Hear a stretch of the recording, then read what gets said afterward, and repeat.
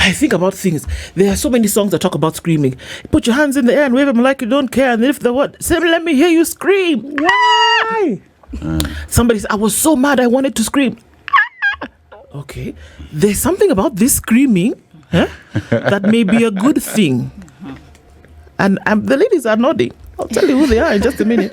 So screaming when you look like a mad person, not necessarily the case. There could actually be a case for screaming, and that's the conversation that we're having. It's Healthy Friday, and joining us in the studio this morning, Maryanne Anyango is a behavioral health innovation lead with Thalio Psychotherapy. Good morning, Maryanne. Good morning. How are you doing? I'm doing well. How are you? I am well. I don't want to scream now. I wanted to scream earlier, and I might want to scream later. But clearly we're going to talk about that, aren't we? Nice. All right. Rachel Kiaritha is the CEO of Kenya Counselling and Psychological Association. She's here with us as well this morning. Good morning, Rachel. Good morning to you. How are you? I'm good. Don't want to scream? Not now? Not for now. Not for now. Okay, well, we'll see. We'll get there in just a minute. And so I've been talking about screaming all morning, and folks are wondering, okay, so what are they on about this morning? Dealing with trauma through scream therapy. Who would have thunk it that there was something like that? We'll get into that in just a little bit. Dennis is going to welcome you to today's show. We'd like to get your interpretation of today's proverb. He'll tell you where it's from. Yeah, we're from Seychelles today. It's a beautiful country, an island, so beautiful beaches, coming second after Diani. Diani was voted the best beach destination in the world. Oh, okay. Just saying, So they also deal with fishing, and tuna fish is what helps propel the country's economy. Okay. And as we talk about screaming as a therapy, so they have a proverb about noise. And theirs goes like this. The noise of the sea does not stop the fish from sleeping. The noise of the sea does not stop the fish from sleeping. So you will scream all you want, but the fish will still sleep. How would you interpret that? I'd interpret it as, yes, there might be noise, yes, but it will not stop the fish from, yes. When we talk about scream therapy, let me use layman's language so that everyone can actually just understand. Because when we normally use the word therapy, someone might think that it's something big and ambiguous. It's just a tool, a technique where an individual can actually decide to use scream to release built up maybe emotions or stress or mostly even anger. So you can use scream to do that, but it doesn't mean that actually that will help you in whatever distress that you're going through. I'll just hold you on to that. Yes. How would you interpret our proverb? I would say like what she's saying, that sometimes you find yourself in a situation, you find yourself in a situation, you just feel like, I need to scream, I need to release something. And when we talk of scream therapy, we would like you actually to interpret the proverb that he shared. The noise of the sea does not stop the fish from sleeping. The noise of the sea does not stop the fish from sleeping. I would interpret it in this way.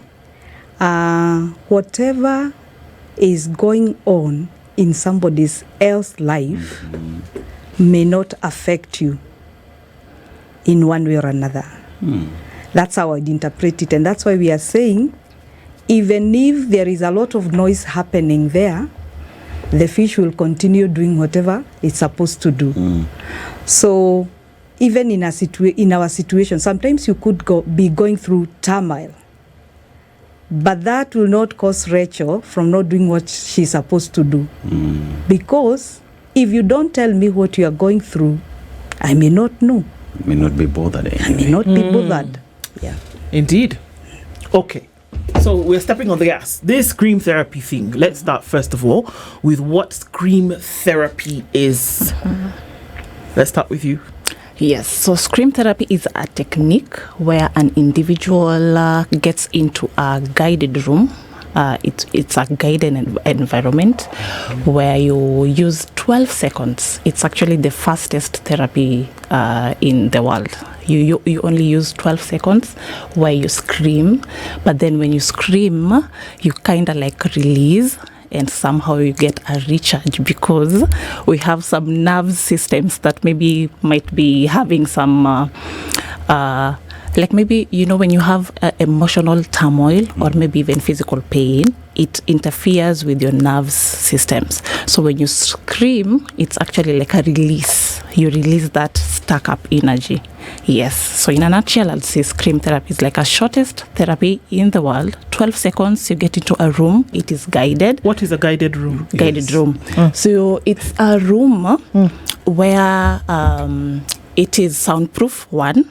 So maybe when you get into that room, people outside won't hear you like screaming. Let's say somebody has gotten into the studio and then I scream. People outside won't hear my scream. Then we have 1 to 4 steps where you can be guided on what to do. You can either stand, you can either like bend, whatever is comfortable with you. They will just guide you depending on how you feel in the moment. So you use that, then you scream.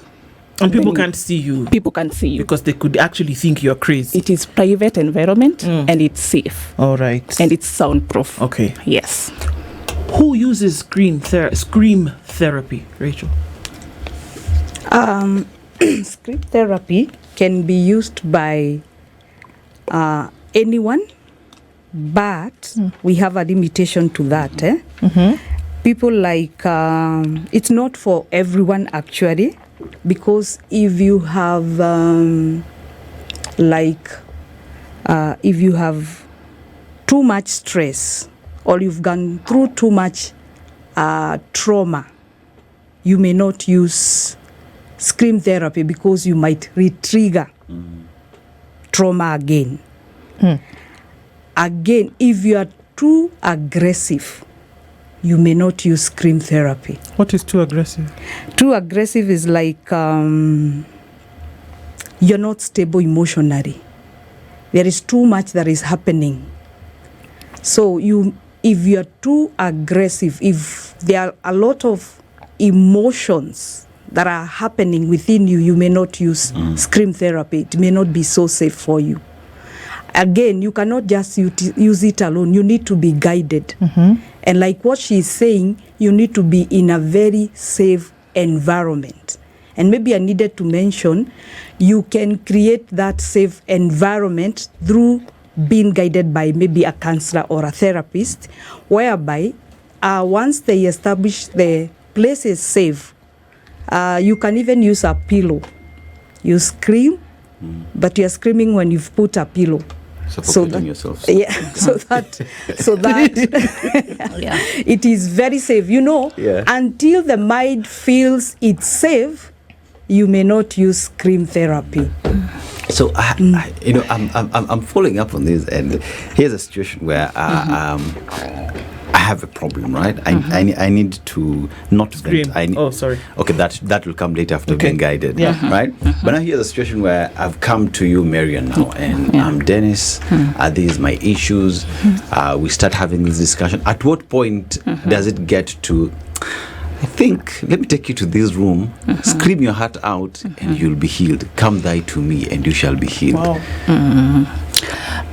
I'd say there's not like a specific time that maybe I'll decide that. It only actually depends on how the session goes. Maybe you've come to therapy, we are in the session, and then most of the time you might find that maybe in the situation that you're in, you might not have the words to express maybe how you're feeling inside.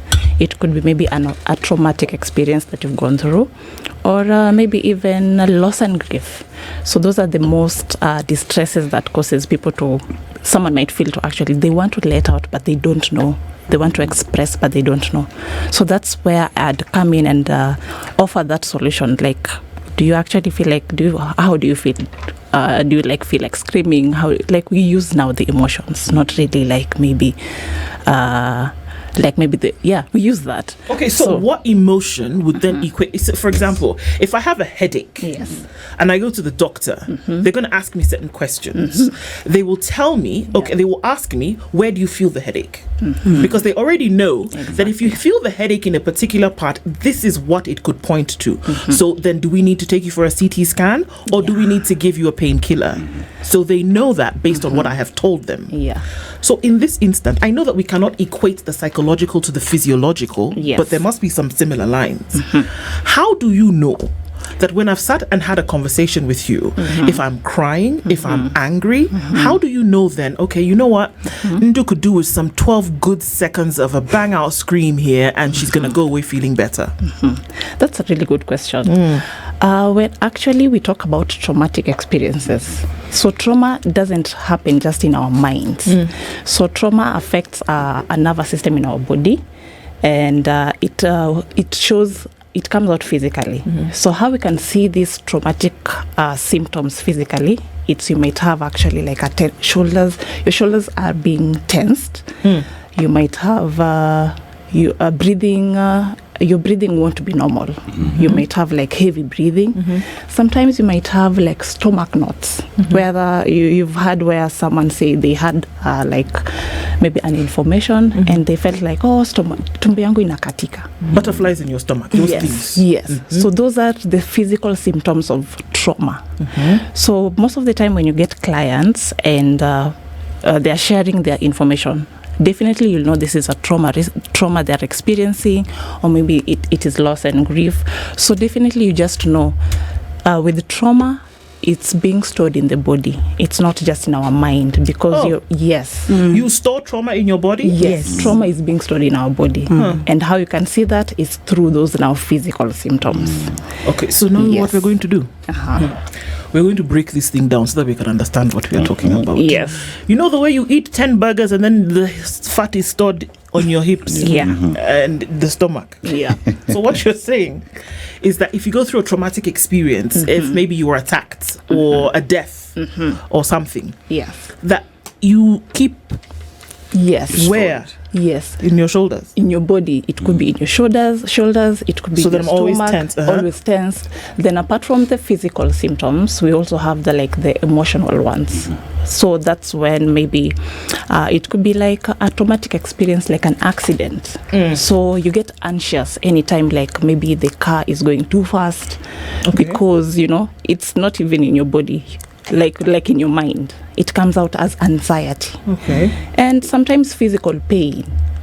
You might have we normally have somatic diseases.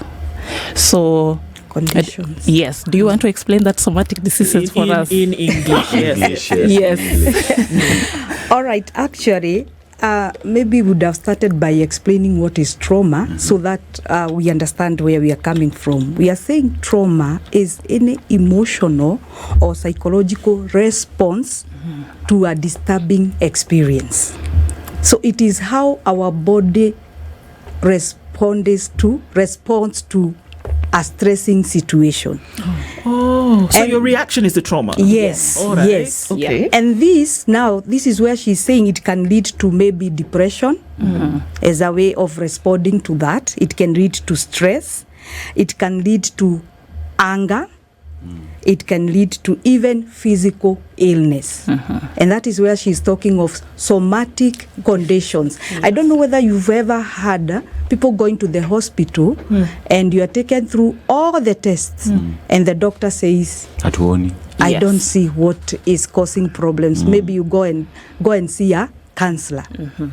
I remember one time I had such a client. The doctors thought, actually the parents thought the girl had a stroke because she was paralyzed on one side. Only to realize it was stress. She was responding to stress of exams in that way. So all her one side was paralyzed. And we only needed to do mindfulness exercises, and that was it. So trauma is the way we respond to distressful situations. And you might end up having what we are calling somatic conditions. You have a pain somewhere, but it is not physical illness. It is just a way of your body telling you that stress is too much. So how do you figure it out? Most of the time, I know someone, I think she must be in trauma because they're like we say frowning all the time. It's like there's something always wrong, and until she doesn't realize that she's frowned or she looks like she's got a pinched nerve all the time. Could that be something like that? Yes, it could be something like that. It could be like maybe, you're always getting angry, and it's not like maybe something big is happening. It could be even like maybe somebody has stepped on you, or someone has taken maybe a pen, then you just lose it. Angry all the time. And for some people, it could be like you're anxious all the time. Maybe it could be an experience that happened when you were little, but then now growing up, maybe for example, maybe it was like a sexual assault. So anytime you're around gentlemen, or maybe you and gentlemen, you are always anxious. That is how you can actually tell. So either you're anxious, either you're angry, either maybe sometimes you have like stomach upsets, or a headache that is not going. Yeah, sometimes it comes up as that. And the major one that we all know is depression. Yeah, where like maybe your mood is too low, you can't do the things that you normally used to do, the normal things. You're not interested in a lot. Maybe at sometimes you can't even work.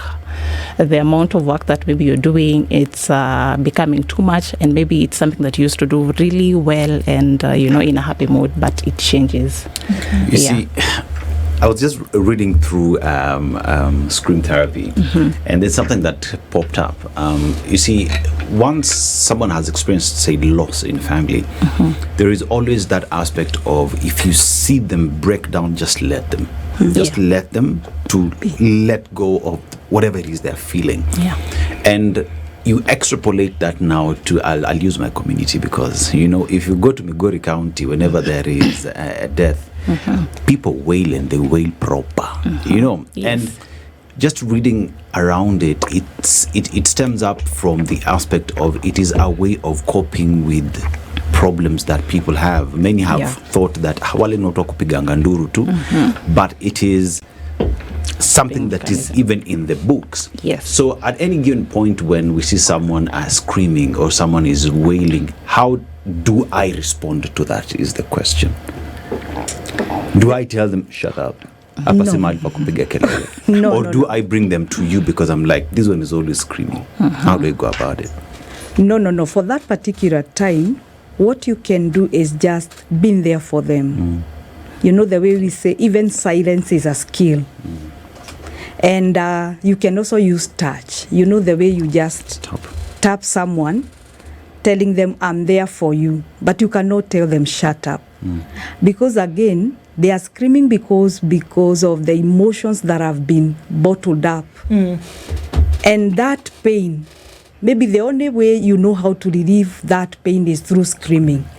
And sure enough, we know that when you scream, sometimes the endorphins, the neurotransmitters that relieve us of pain, they are released in your body.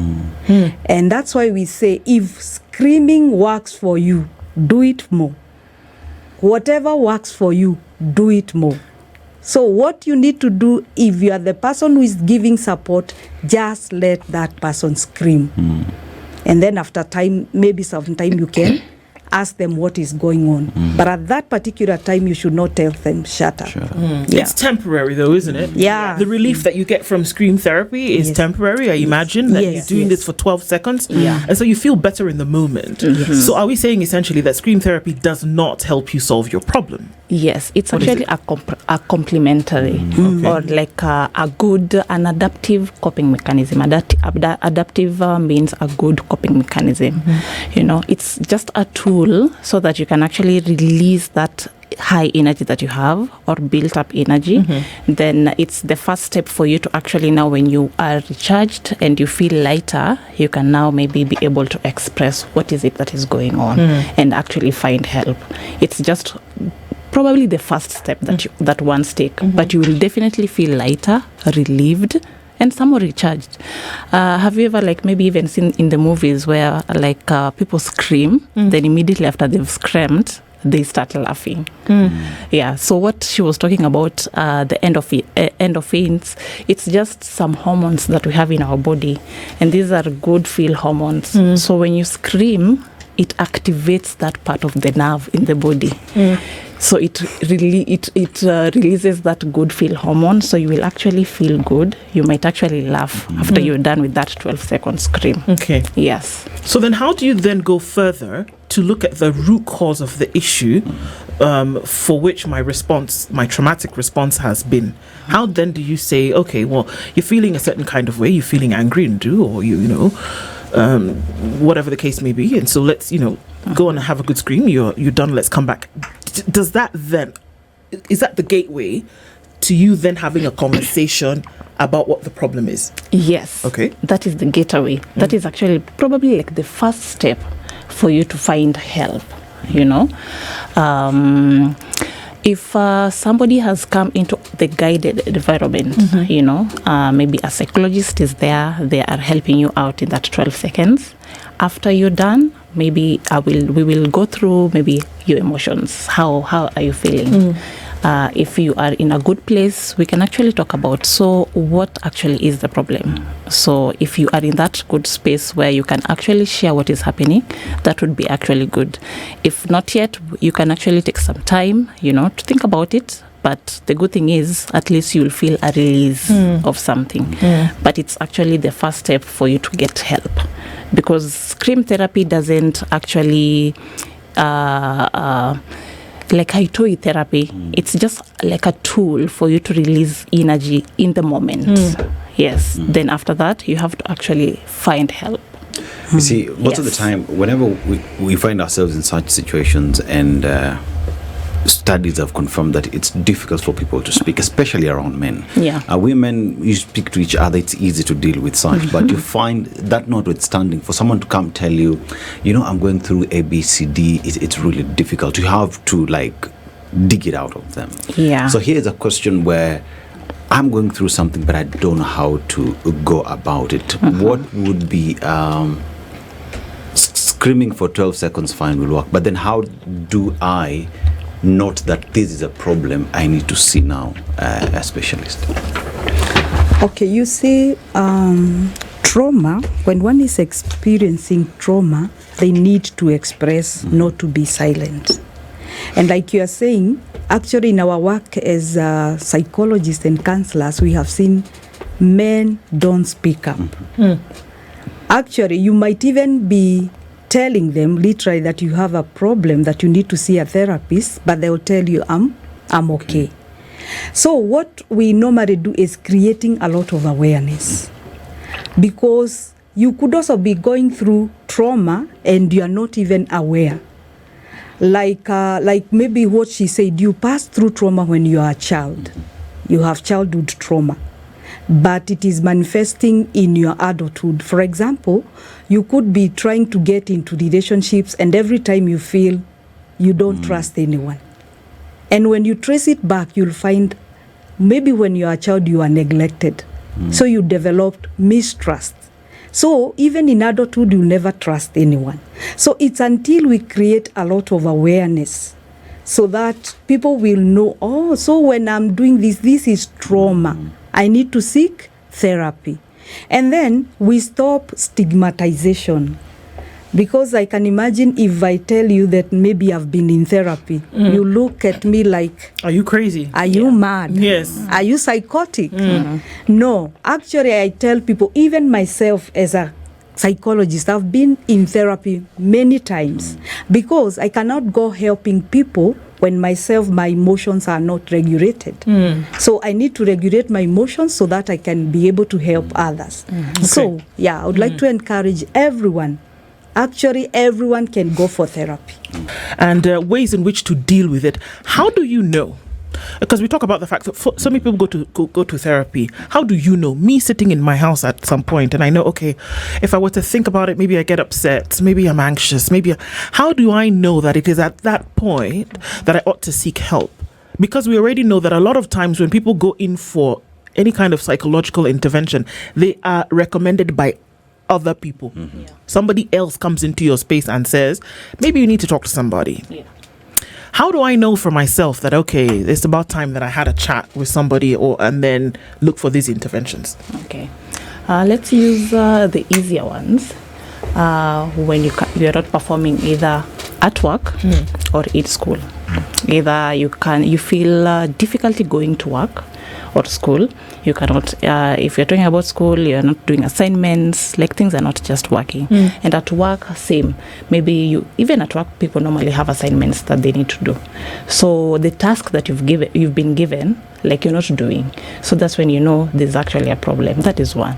And when it comes to your interests, you're not interested now in the things that you normally used to do. It could be either maybe running, jogging, eating, even the eating.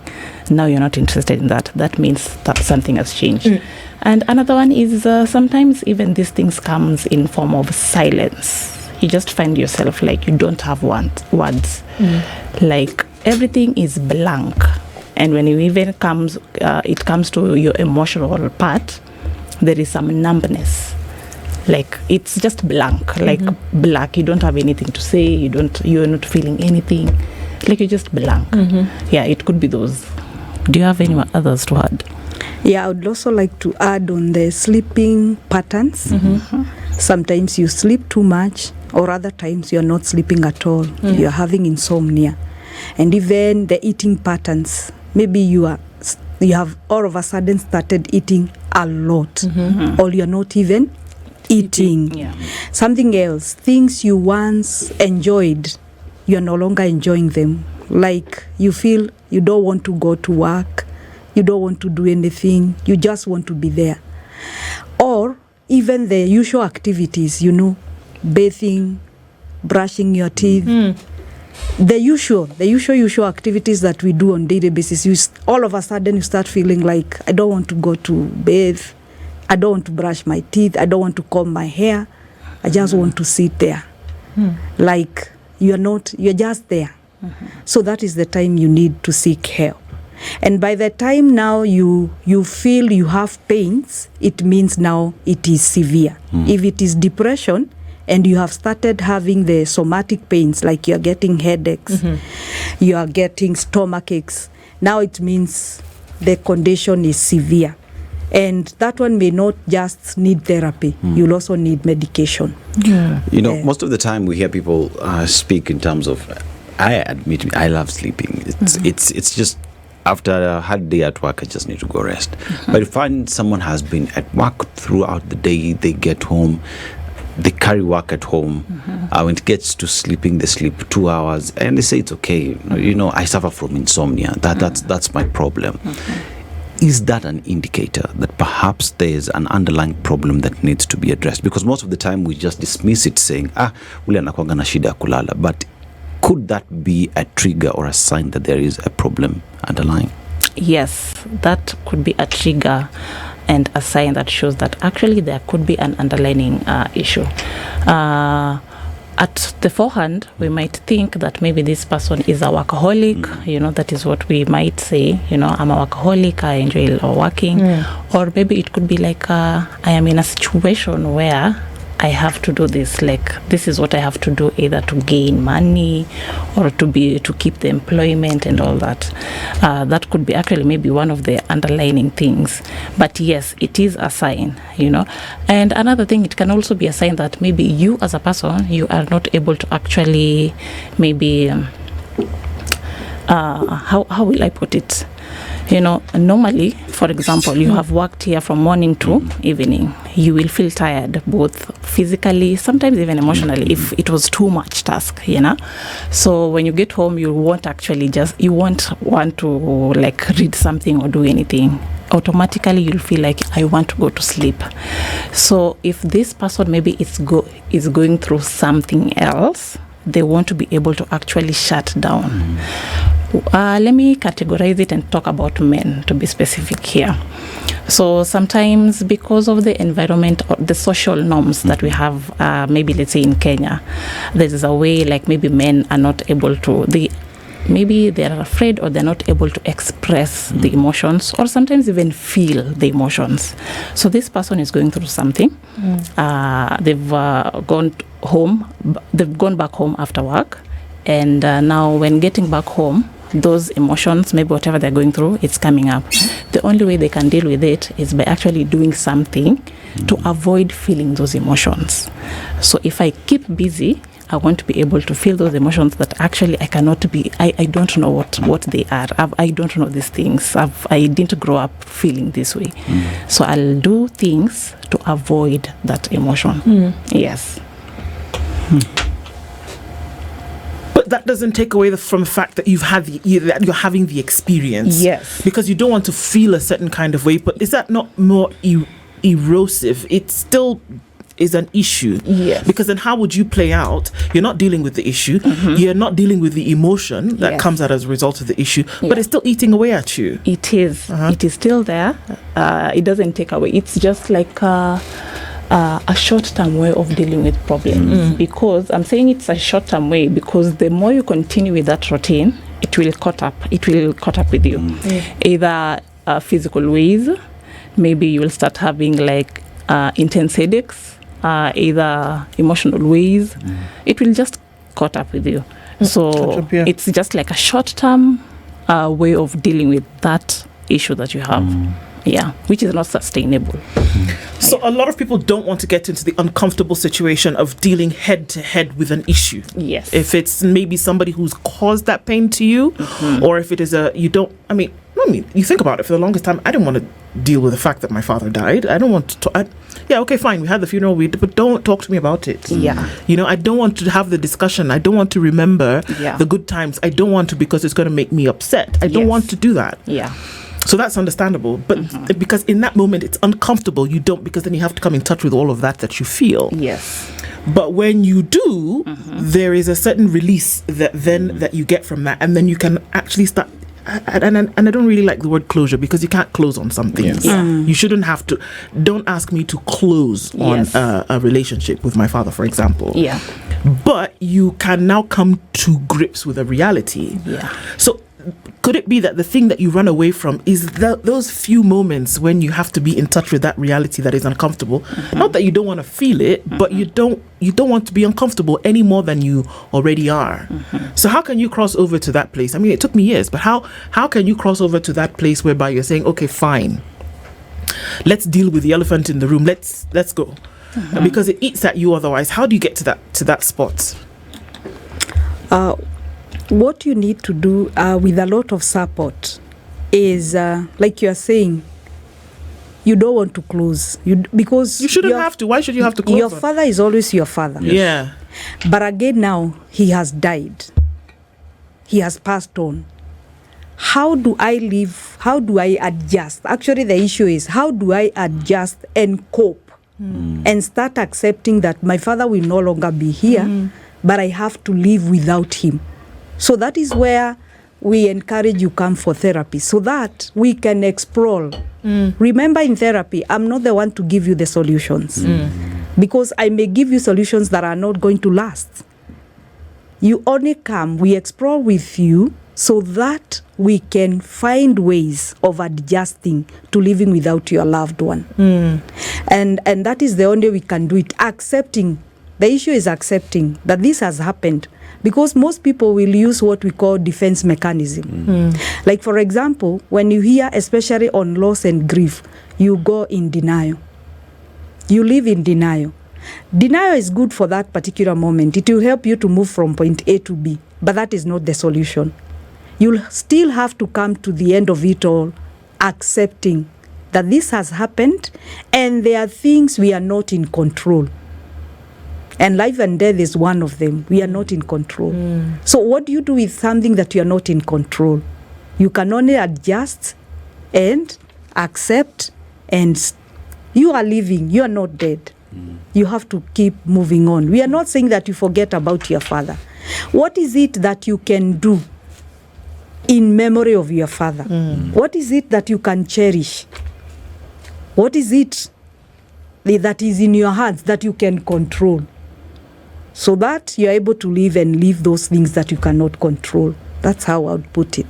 Yes. And also to add on that, apart from the information now that you get now from the maybe a counseling or a therapist, I'd like to let people know that the only way out is through. You'll have to feel that uncomfortable emotion for you to get out on the other side. I am so sure everyone who has lost someone or someone who is going through a traumatic experience, any distress that they are in, there is that feeling that I don't want to feel like this. I want to be happy. Mostly they normally say, I want to be happy. I want to be okay. I don't want to feel like this. The only way to be okay or feel better is to actually allow yourself to feel those uncomfortable emotions. It is scary because, of course, it's overwhelming. They are big emotions that maybe you cannot even hold. Like, they are big. Yeah. It is scary. But the only way through is to go through them, to allow yourself to actually be broken, allow yourself to feel bad, allow yourself to cry, allow yourself to scream. Then when you're done, you will actually feel better. That is the only way. There is no any other way. And you see, that is through. that is the difficult part about it. Yes. Because as human beings, I think we're wired to want to feel good all the time. True. I want to smile. No one wants to cry. True. And you see, it's even more difficult when, especially in a position where you've lost your loved one, and you experience a situation where someone who's you consider to be a hero. I'll give you an example of my dad. When my brother passed on, I couldn't deal with the fact that I was sitting at the balcony with my old man and I would see him break down, because for me that messed me up, because at that point I was looking up to him, but he's been that guy for me. But at this point, I understand what is going on, and perhaps I have to be there for him. But him being a man, they would not let their child again to step in and try advice. And you see, you look at this situation and we don't know what to do. You don't know where to go, Later we talked about it, capiche, but not everyone is, first of all, willing to break down where they are seen. Yes. So you deal with them in your bedroom. When you're there, you're crying, and that's it. But you've not dealt with what is deep down. Yes. So then how do we bring this conversation to the open to make it easier for everyone? If you want to break down. If you want to scream, you scream. But most importantly is that you seek professional help to deal with the problem, because that's where the disconnect is. We don't want to talk about it. Yes. I think we can normalize what we call expressing our feelings. Normalization. Like, when you come for therapy, the first thing I'll do is to normalize what you're feeling. And telling you, given myself in the same situation, I could even be worse. And it is normal not to be okay. It is normal to feel the way you are feeling, given the situation that you have gone through. Anyone who is normal could be feeling even worse than what you're feeling. And I've seen when you tell people that it's normal, they start expressing themselves. So we must look into ways of normalizing that expressing your feelings is not a weakness, especially to our men. It is not a weakness. Actually, it is the beginning of Strength. the journey of healing. Into strength. Yes. How do you normalize something like that? Because, and I often say that we have a lot of us walking through this existence as basket cases, and we don't know. It's not necessarily that somebody's gone crazy, like cuckoo walking in the street, stripped of your clothes, but we've got a lot of a basket case situation because of this thing that you're talking about. And so this is why we can't perform at work. This is why we cannot perform at school. We have a diseased society. Lack of ease is bothering us. We don't talk about issues. We don't confront issues. If I have an issue with Dennis, what am I going to do? I'm going to ignore him. I'm not going to talk to him. I'll talk to Evelyn, and I see him, I walk past him. I'm not going to have a conversation with him. That thing continues to fester and fester and fester. But the only way, God, you're preaching to the choir. The only way through it, the only way to fix it is to go through it. You have to go through it. I have to have a conversation with you, go through the uncomfortability of it. Let's duke it out and say, you hurt me, I hurt you. Let's figure it out. That's the only way to deal with it. Otherwise, we will be ignoring each other here. We won't be. And then our work suffers. our friendship suffers. We don't deal with the issues. This is a replication of what we see through society, and then we wonder why things are going wrong for us, and they're not working for us. But we've normalized not having the conversation. We've normalized you're upset over something, so the best thing for you to do is give me the silent treatment, which, if you ask me, is a form of abuse. Emotional. I could go on for hours, but this is what we're dealing with, isn't it? Yes. So how do we normalize things that have been abnormal for forever? That's a really good question. I think we should start with ourselves. We should not actually go outside. We should start with ourselves. You personally, when you go through things in your life, let's say you have goals, you had a to-do list today, let's break it down. You have a to-do list today that you have not done. And at the end of the day, what are you telling yourself? Are you cussing yourself out? Are you getting mad at yourself and all that? How you handle yourself, it's going to help with how you handle other people. So you have to start with yourself. Normalize feeling bad. Normalize feeling happy. Normalize feeling any emotion that you have. Start by expressing these emotions to yourself. I know people will feel like, oh, this is crazy and all that. No, it is not crazy. This is why we are normalizing it. You need to have conversations with yourself. The hard conversations.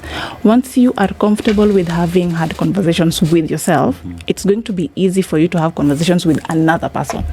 So if everyone is doing that for themselves, it's going to be easier outside, in groups, friendships, family, at home, at work. So you have to start with yourself to make it easier outside in our society. Have hard conversations with yourself. Forgive yourself for the things that you've done. If it's a to-do list that you've not done today, okay, go through your day. I didn't do it because of 1, 2, 3. Okay, where did I fail? What do I need to do tomorrow for me to continue with that? Like, have these things with yourself. It's going to make it easier outside. You know, they say ni kujita mkutano. Yeah. Na ufike mapema. Na ufike mapema. So here's the question right now. Okay, we're having this, we're talking the need to have this discussion among ourselves. But let's look at how the situation is, because I remember a while back, it was declared a national disaster, a national emergency. President Uhuru Kenyatta back then saying mental health is a problem in the country. But even while at it, has anything changed? Are we seeing more Kenyans seeking assistance in terms of your numbers? Do you see more clients seeking help, or do we still have a lot more to do and the emphasis still being put for Kenyans pretty much to come out there and seek assistance? Actually, we have seen quite some improvement that nowadays somebody can call and say, I need therapy, something that we never used to see that there before. But again, we are still saying there needs to be creation of a lot of awareness so that people are able to normalize. You see, the way, if you tell me today you are going to the hospital, it's not a big deal. Can we reach to a point whereby even when I'm saying I want to seek therapy, it's not a big deal? You know, my friends will not raise their brows and ask, what is happening? I think we are looking into a space like that. And through that, like in our association, like now, we are planning for a mental health walk in the country. And we have selected like 10 counties where there will be the hosting walk in just creating awareness on mental health. And we are pinning it down on, suicide prevention week in the month of September. So the culmination of that will be done through the walk. That's what we are doing, so that we can create that awareness, even at the local places, not just in Nairobi.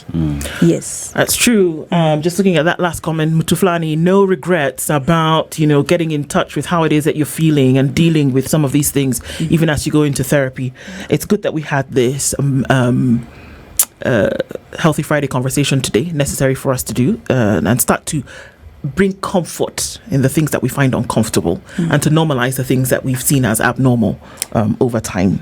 Maryanne Anyango is behavioral health innovation lead with Thalia Psychotherapy, And Rachel Kiaritha is the CEO of Kenya Counselling and Psychological Association. A good way to end the week. Thank you so much for being here this morning. Asante sana. Thank you for keeping it Kenya's biggest conversation. The Situation Room this week. We get into another week and into the 1st of September. We'll do it again. Have a good weekend. This is the Situation Room, the only way to start your day.